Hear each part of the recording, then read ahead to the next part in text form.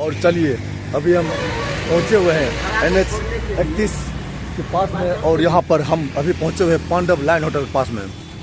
और चलिए देखते हैं पांडव लाइन होटल पे आज अपना किसान पार्टी के राष्ट्रीय अध्यक्ष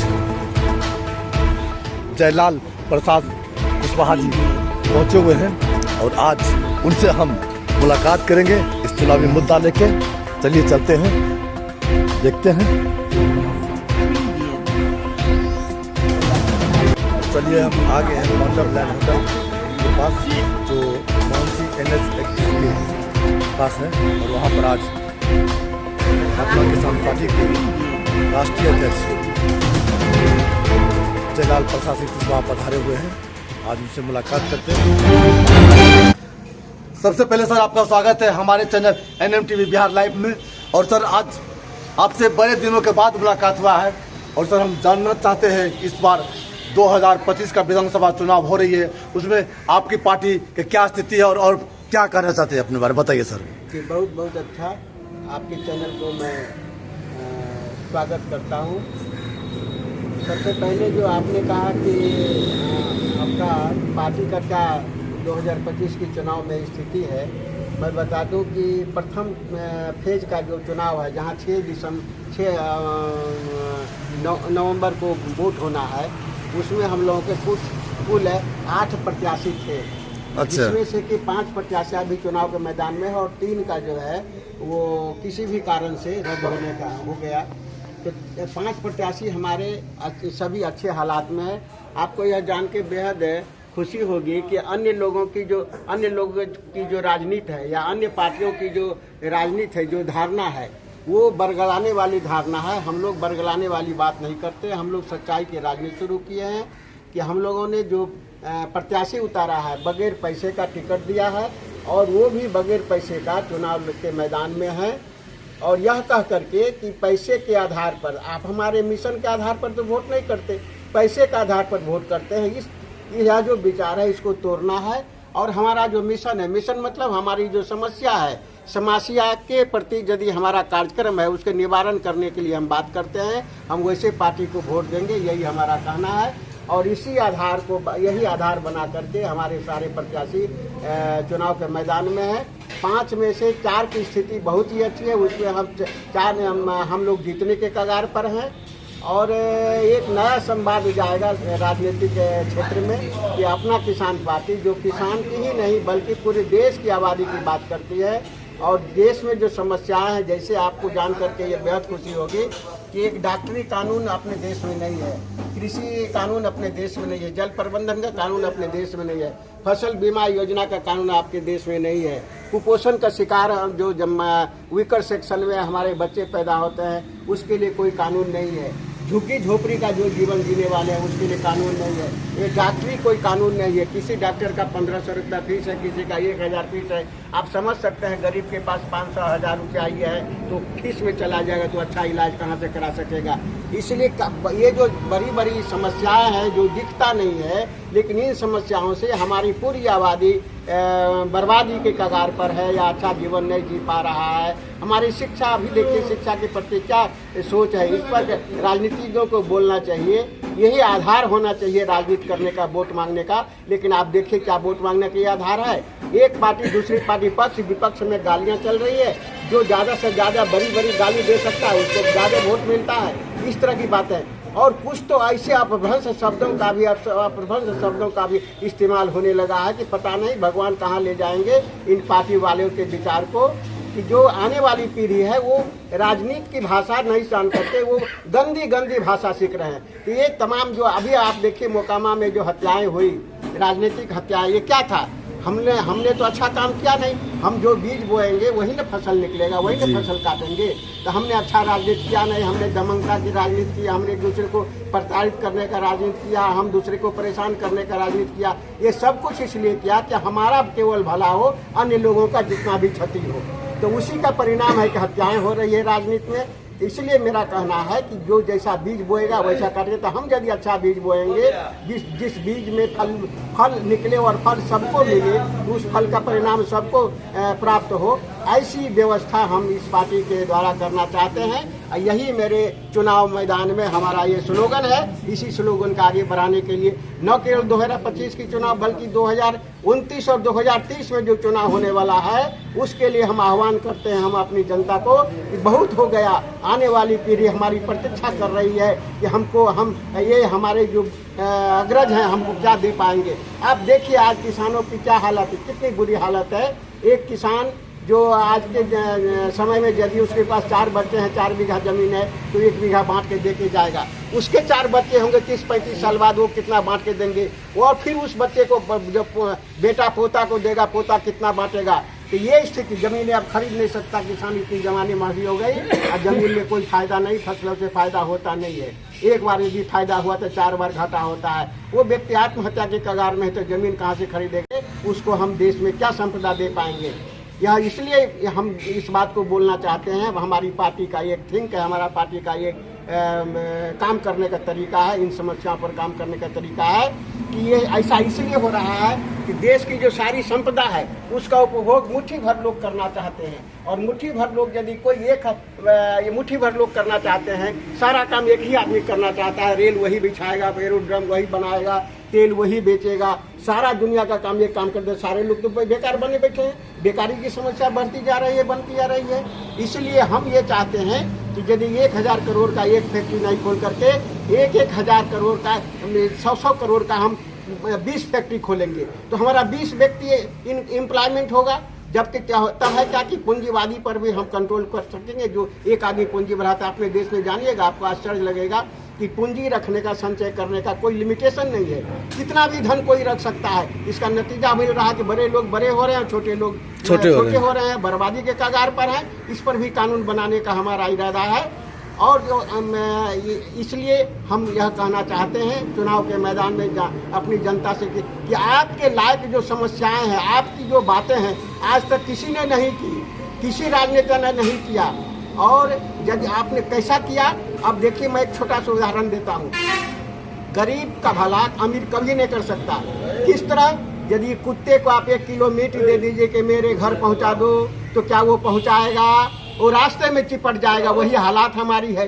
ये अमीर लोग, जो बड़े लोग हैं, सिकरी वाले लोग हैं, कारपोरेट घराने हैं, बड़े पैसे वाले लोग हैं, ब्यूरोक्रेट हैं, ये ही सत्ता में चिपके हुए हैं। तो आपकी भलाई क्या करेगा? इसलिए गरीबों की भलाई ये अमीर नहीं कर सकता। गरीब अपनी समस्या को लेकर के जब तक विधानसभा और लोकसभा में नहीं जाएगा प्रतिनिधि के रूप में, हम मांगने का काम करते हैं, बाहर में धरना प्रदर्शन करते हैं। आप देखिए धरना प्रदर्शन से क्या मिला, आज़ादी के पहले भी नहीं मिला और आज़ादी के बाद भी नहीं मिला। 2000 से आपको याद होगा 2000 ये जो दिल्ली में कृषि कानून के विरोध में धरना प्रदर्शन हुआ, 700-800 किसानों की जान गई और हमको कुछ नहीं मिला। उसने वो तो वापस तो लिया, लेकिन हमारे लिए कोई नया कंसेप्ट नहीं दिया। इसलिए नहीं दिया कि ये काम केवल हमारा है। हमारा काम जब तक हम अपने से नहीं करेंगे तब तक हमारी भला होने वाली नहीं है। अब देखिए देश 78 साल हो गए आज़ादी का, और उसके बावजूद भी हमारे यहाँ बेकारी की समस्या है। कोई ऐसा देश नहीं है जहाँ की जो हमारे बाद आबाद हुआ। रूस हमारे बाद आज़ादी मिला। कई ऐसे देश हैं जिसको हमारे बाद आज़ादी मिला है, 10-10 साल बाद आज़ादी मिले। आज वो विकसित देश के पैमाने पर खड़ा है। लेकिन भारत देश बहुत पिछड़ा है। लेकिन भारत अभी भी पिछड़ा है, गरीबों का देश है। ऐसा क्यों है? इसलिए कि गरीबी पर यहाँ काम नहीं किया गया, बेकारी पर काम नहीं किया। अपना किसान पार्टी ने तय किया यदि हमारी सरकार होगी तो हम बेकारी 4 साल के अंदर में खत्म करने का काम करेंगे। उसका मसौदा ऐसा इस प्रकार है कि जब मैट्रिक से लड़का निकलेगा तो हम निःशुल्क शिक्षा करेंगे, शिक्षा में कोई पैसे खर्च नहीं करने पड़ेंगे, यह व्यवस्था हम लागू करेंगे। और उसको मैट्रिकुलेशन के जिस समय उसको सर्टिफिकेट मिलेगा, उसको हम इच्छा पत्र देंगे कि इच्छा पत्र में भरेगा वो क्या काम पढ़ना चाहेगा तो सरकार उसको पढ़ाएगी, वो नौकरी करना चाहेगा तो नौकरी करेगा। यदि वो बॉलीवुड में जाना चाहता है तो उसके लिए व्यवस्था करेगी, इंजीनियर बनना चाहता है उसके लिए व्यवस्था करेगी, आविष्कारक बनना चाहता है उसके लिए व्यवस्था करेगी। सारा सरकार करेगी और सरकार का वह पूंजी होगा, एसेट होगा। जब इंटर पास करेगा फिर उसको इच्छा पत्र हम देंगे, फिर काम में लगाएंगे। ग्रेजुएशन करेगा फिर उसको इच्छा पत्र देगा, काम में लगाएंगे। बताइए कि ये बेकारी दूर होगा कि नहीं होगा? निश्चित तौर से बेकारी दूर होगा। लेकिन इस काम को आज तक सरकार ने नहीं किया। सरकार बनती है वो अपना केवल काम करती है या पार्टी का काम करती है। अभी आपको जान के आश्चर्य होगा, जो वर्तमान सरकार केंद्र में बैठा हुआ है, पूरे देश के तमाम राज्यों में, तमाम जिलों में उसने वो पार्टी का ऑफिस बना दिया। अरे भाई क्या होगा पार्टी का ऑफिस बनाने से? पार्टी का ऑफिस बनाने से देश का भला हो सकता है क्या? ये समस्या उसने अपना पैदा किया और अपने फायदे के लिए काम किया, हमारे लिए फायदे का। हमारा जो समस्या धरी की धर है, कुपोषण का शिकार हमारा, ये हमारी समस्या है, उस पर देश ने काम नहीं किया। हम जनता को आगाह करना चाहते हैं। आज भी 39% बच्चे जो पैदा होते हैं अपने भारत में वीकर सेक्शन में, वो बीमारी लेके पैदा होते हैं, आधी जिंदगी जीते हैं, मर जाते हैं। यदि हम उस महिला को जो गर्भ धारण करती है, उस माता को यदि हम 15 महीने तक उच्च तकनीक के द्वारा रखाने और सब व्यवस्था करेंगे तो निश्चित तौर से जो बच्चा पैदा हुआ स्वस्थ बच्चा पैदा होगा और स्वस्थ भारत का निर्माण हम कर सकते हैं। क्या यह जरूरत है कि नहीं है? यह जरूरत है, लेकिन हमारी बात कोई नहीं सुनता। इसलिए अब हमारी बात, जो हमारा बात किसी ने नहीं सुना, इसलिए हमको अपनी ही बात को सुनाना पड़ेगा। यही मेरा आप लोगों से आग्रह है, तमाम जनता से, देश की जनता से। और हमारे समाज की भलाई तब होगी जब आप भलाई करने के लिए निकलेंगे। कोई बाहर का आदमी आकर के कभी भलाई आपका नहीं कर सकता है। हर पार्टी सर चुनाव के टाइम अपना घोषणा पत्र देती है और निकालती है। सर अपना किसान पार्टी क्या घोषणा पत्र दी है इस चुनाव में? जो मैंने आपसे अभी तक बातें कही है वो सब हमारे घोषणा पत्र में है। हम शैक्षणिक योग्यता, अभी देखिए अपने देश में एक और चर्चा मैं कर देता हूँ। अपने देश में किसी की तनख्वाह 2.5 लाख रुपया महीना, किसी का तनख्वाह 1 लाख रुपया महीना, किसी का तनख्वाह 55,000 रुपया महीना। और फिर आप देखिए प्रोफेसर, जो प्रोफेसर है उनकी तनख्वाह क्या है? 1.5 लाख, 2 लाख, 2.5 लाख। वो कई दिन पढ़ाते हैं। यह ऐसा व्यवस्था क्यों बना हुआ है? हम इसमें हमारी नज़र वहाँ भी है। और जब हमारी सरकार होगी तो हम एक मापदंड लाएंगे, जिस मापदंड से एक व्यक्ति कितने शैक्षणिक योग्यता क्या है वह एक मापदंड होगा। दूसरा उसका जो कार्य अवधि है वो कितने देर का है। 8 घंटा काम करता है, 4 घंटा का काम करता है, 1 घंटे पढ़ा करके भाग जाता है। और तीसरा उसके कार्य में रिस्क क्या है, क्या उसकी जाने जा सकती है, सुरक्षात्मक सवाल क्या है। ये 3 जो मापदंड के आधार पर हम मानदेय तय करेंगे, तब तनख्वाह भर करके जब मेट्रिकुलेशन हमारा जो होगा, एक लाइन होगा कि मेट्रिकुलेशन से जब कोई मेट्रिकुलेशन किया है उसकी इतनी तनख्वाह होगी, ग्रेजुएशन किया है तो इनकी तनख्वाह होगी, और ग्रेजुएशन से ऊपर किया है, कई तरह के डिग्रियाँ हैं वो लिया है, उसकी तनख्वाह। तब हमारा जो 20,000 मान लिया जाए कि हम यदि मेट्रिकुलेशन को आधार बना करके 50,000 रुपये महीना आकलन करते हैं, इसी तरह बढ़ता जाएगा तो 50,000 रुपये महीना यदि हम एक उस मेट्रिकुलेशन वाले के जो कार्य में लगा है उसको दिए हैं तो उसका जीवन खुशहाल चल सकता है। आज हम 10,000 12,000 में काम करने के तैयार हैं, रिस्क भरा काम करने के तैयार हैं। उसे और उससे ज़्यादा जिसका कोई रिस्क नहीं और कम समय अवधि में काम करता है 1.5 लाख 2 लाख रुपये तनख्वाह। ये अपने देश में विभत्सता है, ये अपने अन्य देशों में नहीं। आप पता करिएगा अन्य देशों में कार्य के आधार पर उसको तनख्वाह मिलता है, और वो कार्य के आधार पर जो तनख्वाह मिला उस तनख्वाह को पैकेट में भर करके 30वां दिन उसके हाथ में मिल जाता है, उसको मांगना नहीं पड़ता है। ऐसी व्यवस्था बनी है। यह व्यवस्था जो है तो सम्यक व्यवस्था है, सबों के लिए व्यवस्था है, वो अपने देश में भी लागू होना चाहिए, जो अब तक नहीं हुआ है। अपना किसान पार्टी का नज़र वहाँ भी है, हम वहाँ भी ठीक करेंगे। और एक बात मैं आपको बता देना चाहता हूँ, आपने कहा कि आपका एजेंडा क्या है, आप क्या करना चाहते हैं अपने देश में। ये धर्म के प्रति, धर्म का देश कहलाता है, अच्छी बात है, हमको उससे कोई चर्चा नहीं है, उस पर मेरा कोई सवाल भी नहीं है। लेकिन मैं एक बात कहना चाहता हूँ कि जो चढ़ावा चढ़ता है हमारे हिंदुस्तान में 4 ऐसे बड़े धाम हैं जो चर्चा की बात है, और उसका 4 धाम का हमारी चर्चा है, हमारे बीच में उसका एक कंसेप्ट है।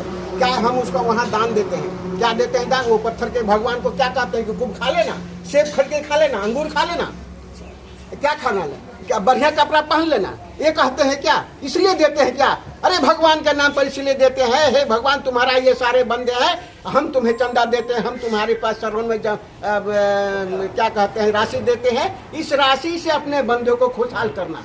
लेकिन क्या हो रहा है? आप चारों मंदिर का, चारों धाम का, बिहार हिंदुस्तान के चारों धाम का पता करिए, इतना पैसा रखने के लिए नए नए मकान बनाए जा रहे हैं, इस तरह करके पैसे जमा हो रहे हैं, अरबों खरबों में पैसा जमा हो रहा है। भूकंप आएगा, सारा जब प्रकृति बदलेगी तो सारा जमीन के नीचे चला जाएगा। वो जो दान दिया हमने पैसे, उस पैसे का तो यूज नहीं हुआ, हमारे काम में नहीं आया। इसलिए हम लोगों ने मैनिफेस्टो बनाया है, तय किया है कि जितने भी मंदिरों में दान पड़ता है 10% मंदिर के रखरखाव के बाद 90% पैसे सरकार के खजाने में जमा करना होगा, और उस खजाने के पैसे से जो जनहित में कुपोषण पर हम काम करेंगे, हम शिक्षा पर काम करेंगे, हम जो लोग बहुत तकलीफ में हैं उसके लिए काम करेंगे, वो भी एक डाटा तैयार होकर रहेगा। तब निश्चित रूप से उस दान दिए गए पैसे का कोई काम होने वाला है। नहीं तो दान देने वाला भी मूर्ख और उसको संरक्षण करने वाला भी मूर्ख, और सबसे बड़ा मूर्ख देश का जो हमारा देश का जो सेवक है, देश में जो प्रधान बना हुआ है, उसकी वो गरिमापूर्ण पद पर रह करके और गरिमा वाला काम करता है। आप यह भी सुने होंगे कि जो पुजारी है वो पैसे मार लेते हैं, वो 10 किलो सोना पहन करके घूमता है। क्या मतलब? काहे 10 किलो सोना पहन करके कोई घूमेगा? उसे क्या मतलब होता है? यह सब इसलिए हो रहा है, हम कानून संबद्ध देश नहीं चलाना चाह रहे हैं, सबके लिए नहीं सोच रहे हैं, यही परिणाम है। हम इस पर भी हमारी नजर है, हम यहाँ भी इसको ठीक करने का काम करेंगे। इन्हीं सारी बातों को लेकर के जिन बातों की चर्चा होनी चाहिए 100 साल पहले से आज भी चर्चाएं नहीं हो रही है, वह चर्चा अपना किसान पार्टी ने भारत में पहली बार शुरू की है। और अपना किसान पार्टी यह एक मिशन की पार्टी है, यह एक काम करने वाली पार्टी है, यह सिकड़ी पहन करके घूमने वाली पार्टी नहीं है। अगर सर अपना किसान पार्टी सत्ता में आती है तो सबसे पहला काम क्या रहेगा अपना किसान पार्टी का? सबसे पहला काम हम किसान का भारत में भारतीय राष्ट्रीय कृषि नीति बनाएंगे। भारतीय राष्ट्रीय कृषि नीति का मसौदा होगा कि जो देश में हमारा कृषि से उत्पादित वस्तु का जो खपत है उसकी हम गणना करेंगे। उस गणना के आधार पर हम उत्पादन तय करेंगे। उदाहरण के लिए यदि 100 पैकेट आलू की जरूरत है देश को, तो हम 100 पैकेट तैयार करेंगे। हम कहेंगे कि 1000 रुपया हम लागत हुआ, हम 1500 में बेचेंगे, सब बिक जाएगा। तब हमारा दर तय होगा। इसलिए बिक जाएगा तो उतना ही उपजाया जितनी की जरूरत है।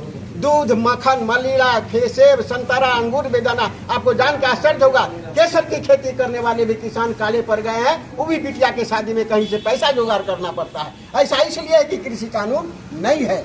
दूसरा हमारा सबसे बड़ा महत्वपूर्ण काम होगा राष्ट्रीय जल प्रबंधन की नीति बनाना। अपने बिहार राज्य में 19 नदियां हैं जो अपने बाढ़ के समय में पानी उछाल मारती है, उससे हमारा जान माल की क्षति होती है। उसके विकल्प के लिए हम जो नदियाँ 4 लाख क्यूसेक पानी एक साल उछाल मारती है, हम 4 बड़ा ड्रेन बनाएंगे। और जब पानी उछाल मारेगा वो ड्रेन में जाएगा, ड्रेन गंगा को देगा, गंगा समुद्र में जाएगा, बाढ़ आएगा चला जाएगा, माल झाल की क्षति नहीं होगी। तीसरा हमारा सबसे पहला अंतिम जो एजेंडा है वह होगा कि प्रथम दृष्टा में हम ये 3 कानून को, वो फसल बीमा योजना, आज फसल बीमा योजना 1952 में बना। 2017 में वर्तमान प्रधानमंत्री ने प्रधानमंत्री फसल बीमा योजना लागू किया। लेकिन आपको जानकर आश्चर्य होगा 6 राज्यों का फ्रेंचाइजी दिया अडानी के समधी को, और अडानी के समधी ने क्या किया, फ्रेंचाइजी ने वो मशीन लगा दिया क्षेत्र में। मशीन क्या बताया कि जहाँ 100% क्षति हुई, कहा कि 50% क्षति हुआ है। जहाँ 50% क्षति है वहाँ कहते हैं 10% क्षति हुआ है। मशीन के आधार पर लोगों ने पैसा 2300 करोड़ रुपया का उसने क्लेम किया, सरकार ने उसको पूर्ति कर दिया। केवल 558 करोड़ रुपया बांट करके और सारे पैसे सुक्त हो गए।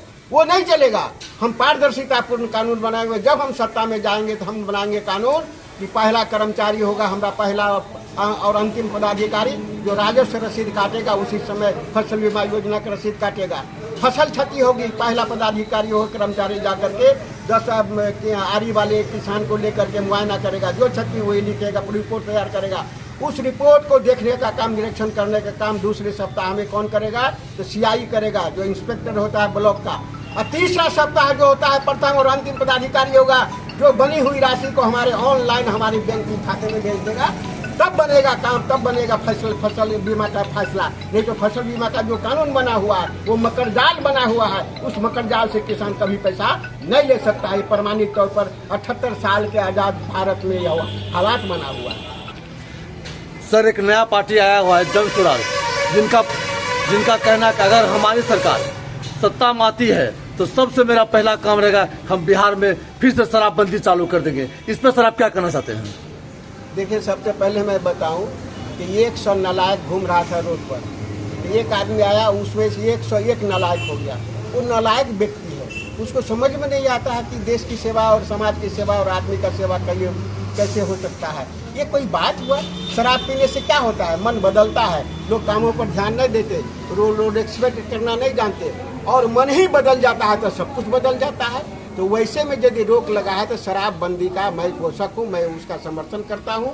और यदि वह कहता है कि शराब खोल करके हम शिक्षा में खर्च कर देंगे, कौन सी बात हुई? जब आप शराबबंदी है सर, लेकिन हर जगह शराब उपलब्ध है, ऐसा देखिए, मैं एक बात देखिए, इसमें एक साइकोलॉजिकली बात है कि शराबबंदी हुई, हम उसको ग्राह्य नहीं कर पाए हैं। हम यदि खुद तय कर लेंगे अब शराब हमें नहीं पीना है, तब शराब मिलना बंद हो जाएगा। हम खुद तय नहीं कर पाए हैं, लेकिन शुरुआती दौर है। यदि लगातार शराबबंदी का कानून बना हुआ रहा तो हम धीरे धीरे ग्राही कर लेंगे। आपको मैं एक और भावनात्मक बात बताना चाहता हूँ। पहले हम लोगों के यहाँ तौलने का क्या प्रक्रिया था? कोई डिब्बा से चलता था कि भाई एक डिब्बा इतना पैसा, कोई शेर से चलता था, पत्थर वाला शेर बना करके, कोई कहता था 101 का शेर, कोई कहता शेर का शेर। तो सारा जो मापदंड का हर कस्बे में, हर जगहों पर जो माप का जो तरीका अलग अलग बना हुआ था, लोग अपनी सुविधा के अनुसार ने बना लिया था, ग्राही कर लिया था कि इस व्यवस्था से हम मापदंड तैयार करेंगे। लेकिन इस सारी चीज़ को ख़त्म करने के लिए एक मैट्रिक प्रणाली आई। 100 ग्राम का ये 100 ग्राम, 500 ग्राम, 25 ग्राम, 1 किलो, 1 लीटर, इस तरह का जो मैट्रिक प्रणाली जब आई, इस मैट्रिक प्रणाली को चलाने के लिए कम से कम सरकार को 1 दशक काम करना पड़ा। 1 दशक के बाद यही जनता समझ गई और आज पूरे भारत में मैट्रिक प्रणाली पर माप शुरू होता है। इसी तरह करके आप मानिए कि शराबबंदी यदि आज है, कल इसको खोल देने से कोई विकल्प नहीं हुआ, खोल देने से और खराबी हो जाएगी। लेकिन सरकार का तो राजस्व घटा हो रही है। सरकार का राजस्व की यदि घटा हो रही है तो हम एक बात बताते हैं आपको कि हम सड़कें तो कभी बना लेंगे, बिल्डिंग कभी तैयार कर लेंगे, लेकिन शिक्षा कब मिलेगी हमको? जब हमारा लिमिट उम्र होता है तब ना। जब हम शिक्षा कर लेंगे तो हमारा जीवन स्वरूप हो जाएगा, और उस पर हम यदि केवल बिल्डिंग बनाने में रह जाएंगे तो शिक्षा से दूर हो जाएंगे। इसी तरह करके यदि सरकार यह सोच रही है कि इसे राजस्व उत्पन्न, राजस्व हमारा, हम यदि सोच रहे हैं कि राजस्व हमारा गायब हो रहा है, राजस्व कम हो रहा है, ये सोचना नहीं है। राजस्व जितना भी कम हो, जितना कम होगा उसमें भी हम यदि शांतिपूर्ण से जी सकते हैं, वही मेरे लिए अच्छाई है। चलिए, ये थे अपना किसान पार्टी के राष्ट्रीय अध्यक्ष जयलाल प्रसाद सिंह कुशवाहा जी, जिनसे हम आज मानसी NH 31 के समीप पांडव लैंड होटल पर रुकने क्रम में आज इनसे मुलाकात किए और राजनीतिक विषय पर भी चर्चा हुई।